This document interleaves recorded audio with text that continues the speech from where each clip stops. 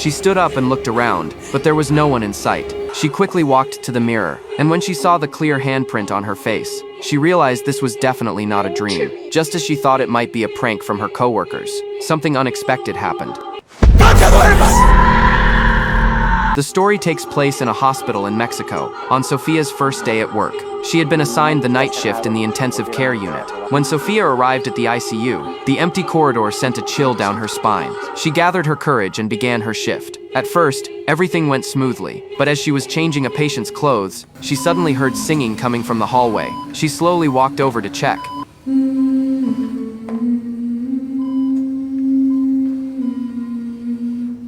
But the hallway was empty. She reassured herself that she must have misheard, and bravely returned to the room. However, her distraction caused her to accidentally knock over some medication, spilling it, and staining her clothes. When Sofia returned to the staff locker room, she found her locker door was wide open. She walked over to check it, but then suddenly heard the sound of high heels echoing down the empty hallway. A figure appeared behind the glass. Tentatively, Sofia greeted the shadow, but got no response. She gathered her courage and stepped out to investigate, but once again, the hallway was empty. As she returned to the locker room, the sound of high heels echoed once more. Sofia peeked out from behind the locker and saw a person wearing a nurse's cap, slowly approaching her like a zombie.